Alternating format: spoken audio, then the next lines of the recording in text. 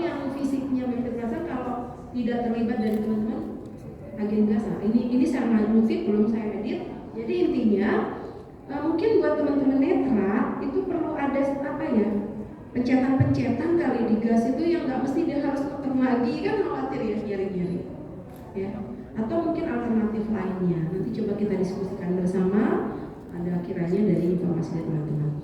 Kemudian selain potret itu juga selain potret kebijakan yang seperti yang saya sampaikan tadi di awal, ada kebijakan terkait dengan perda, kemudian ruwet, kemudian ada tentang narasi GETSI masuk ke Pergub Hijau juga sudah ada, teknis implementasinya juga sudah menjadi inisiasi. Kemudian kita juga ada potret pengetahuan. Potret pengetahuan ini belum semua OPD di NTB memahami konsep transisi energi, terutama yang dalam pengintegrasiannya di praktek GETSI dalam program transisi energi baru terbarukan. Ya, narasi transisi energi yang belum secara khusus menjadikan GETSI itu sebagai pengarus utamaan dalam pembangunan NTB. Meskipun NTB memiliki target untuk net zero emission di tahun 2050, namun belum secara khusus menjadikan itu sebagai narasi pengarus utamaan di semua pembangunan. Transisi energi masih dibicarakan secara terbatas, terlebih pada aspek GETSI. Di program kerja kita tahu bahwa implementasi program transisi energi di NTB masih berfokus pada pembangunan dan pengembangan infrastruktur. Infrastrukturnya juga masih gitu-gitu juga, ya, belum semua berperspektif GETSI. Yang kita tahu, yang punya perspektif GETSI cuma di beberapa tempat, misalnya di ceramic center ya, itu sudah ada tempat untuk yang kursi roda mau naik, kemudian ada apa namanya, yang infrastrukturnya masih difokuskan. Itu pun tidak semua, ya, belum semua OPD juga. Yang saya tahu dinas sosial sudah punya itu apa namanya, huruf braille yang ada di pintu yang menjelaskan bahwa ini bidang kesos, ini ruang kepala dinas. Itu baru di dinas sosial, belum di tempat-tempat yang lain. Artinya infrastruktur saja itu belum semua, apalagi berbicara terkait dengan transisi energi. Beberapa program kerja sudah berusaha mengintegrasikan GETSI dalam kerangka JET, yakni yang dilakukan oleh Mitra Pembangunan NTB. Mitra Pembangunan ya anggota forum GETSI JET NTB. Ya, artinya itu masih berbicara di tataran itu, mulai dari tingkat edukasi sampai pada tingkat implementasinya, pendampingan di lapangan.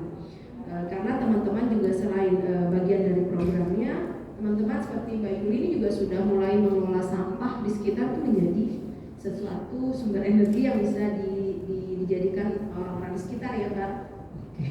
Kemudian selain itu juga kita juga melihat bahwa ternyata ada tantangan dan peluang. Tantangan kita pertama data ya pastinya, karena kita butuh data untuk perencanaan dan melakukan analisa kebutuhan terkait dengan pelibatan mitra-mitra terkait, kemudian dalam melakukan advokasi. Regulasi juga kita anggap belum operasional karena belum masuk, belum banyak implementasinya terkait dengan narasi-narasi GETSI. Kapasitas sumber daya manusia kita juga belum memadai, ya, hanya terbatas pada OPD tertentu, dan teman-teman di CSO juga masih bekerja di ranah implementasi dan kebijakan, dan kita butuh juga mitra-mitra yang lain. Organisasi yang belum maksimal memahami kerangka GETSI dalam JET itu juga masih. Kemudian ini peluang investasi serta kemitraan, itu tantangan kita yang saya coba highlight dari apa yang saya sampaikan di atas.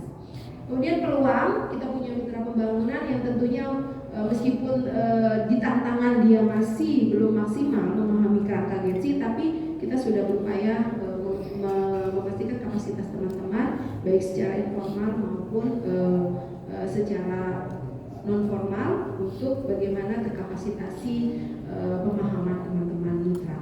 Praktek baik pengembangan transisi energi yang di dalamnya membuat aspek GETSI juga sudah ada dan sudah sering dikampanyekan oleh teman-teman yang bergerak di komunitas. Ada Yayasan Rumah Energi, ada Gema Alam.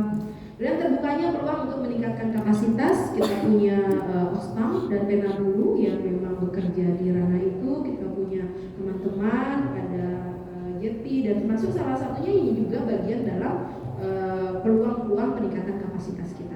kemudian pelibatan sektor swasta, dan ini sedang kita inisiasi dan menjadi masif kita lakukan, melibatkan teman-teman.